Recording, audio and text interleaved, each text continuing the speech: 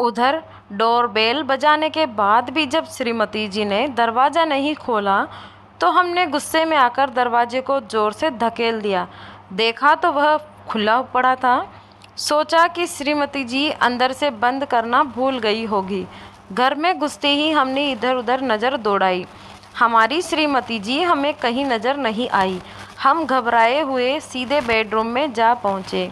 वहाँ श्रीमती जी अंधेरा किए बेड पर ऐसे पड़ी थी जैसे किसी ने उनके कीमती जेवरों पर हाथ साफ कर दिए हो और अब उसी का गम मना रही हो।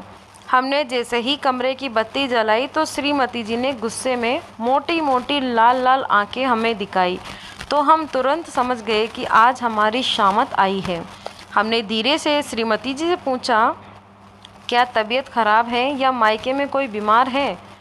वे गुस्से में फट पड़ी। खबरदार जो मेरी या मेरे मायके वालों की तबीयत खराब होने की बात मुँह से निकाली। श्रीमती जी बालों को बांधते हुए बेडरूम से निकलकर ड्राइंग रूम में आकर सोफे पर पसर गई। हम भी अपने कपड़े बदलकर उनके पास आकर बैठ गए। फिर उनके शब्दों के बाणों की बौछार शुरू हो गई। शादी को अभी साल भर भी नहीं हुआ है और तुमने मुझे इस फ्लैट की चार दीवारी में कैद कर दिया है। तुम न तो मुझे कभी फिल्म दिखाने ले जाते हो, न ही कहीं घुमाते हो और न ही किसी अच्छे से रेस्टोरेंट में खाना खिलाते हो। आज तो तुमको मुझे कहीं न कहीं घुमाने ले जाना पड़ेगा और मेरे नाज नखरों को उठाना पड़ेगा, वरना मैं मायके चली जाऊंगी और फिर कभी वापस नहीं आऊंगी। श्रीमती जी के मायके जाने की धमकी ने हमारी आंखों को उनके पहलवान पिताजी कल्लू के साक्षात दर्शन करा दिए थे, जिन्होंने अपने बेटी को विदा करते समय हमें चेतावनी दी थी कि अगर कभी हमारी बेटी यहाँ रोते बिलखती आई तो हमसे बुरा कोई नहीं होगा।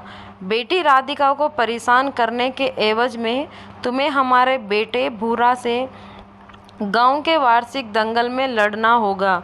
भूरा की कट काटी कुछ ऐसी थी कि हाथी भी सामने आ जाए तो उस सांड को देखकर अपना रास्ता बदल ले। हमने तुरंत श्रीमती जी के पैर पकड़ लिए और उनके नाज नखरों को उठाने को तैयार हो गए। अगले दिन दफ्तर में श्रीमती जी का फ़ोन आया।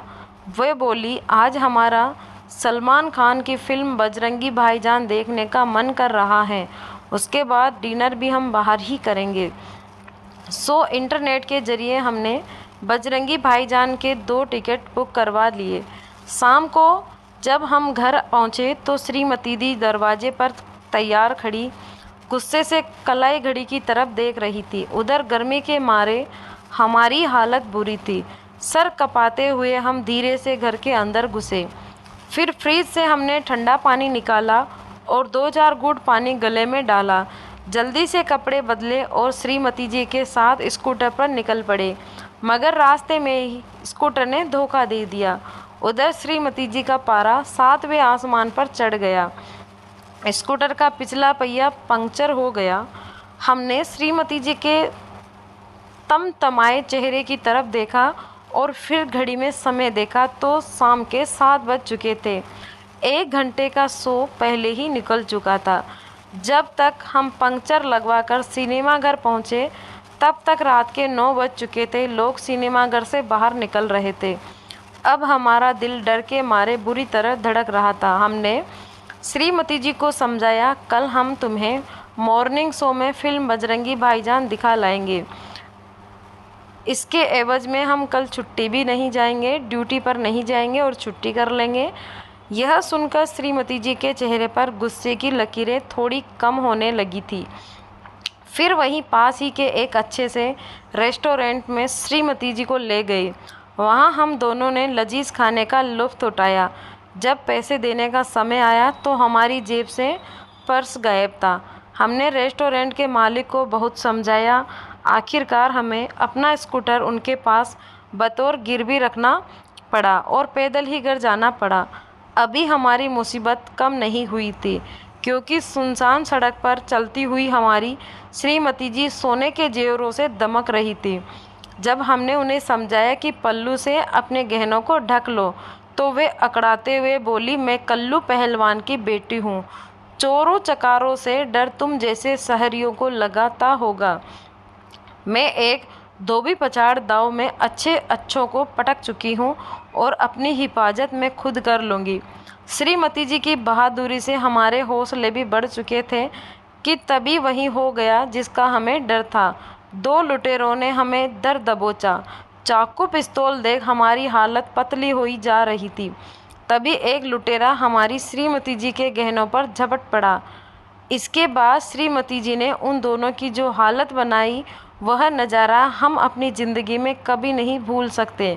कुछ ही देर में पुलिस की एक गाड़ी वहां आ पहुंची। उन दोनों इनामी बदमाशों को पकड़वाने के एवज में श्रीमती जी को 50,000 रुपये का चेक बतौर इनाम मिला। हमने उन पैसों से एक सेकंड हैंड कार ले ली है।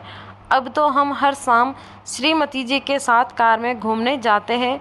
इस बात की उम्मीद करते हैं कि दोबारा किसी लुटेरे गैंग से हमारी श्रीमती जी की भिड़ंत हो जाए और उसे पकड़वाने के एवज में इनाम के तौर पर फिर कोई चेक मिल जाए।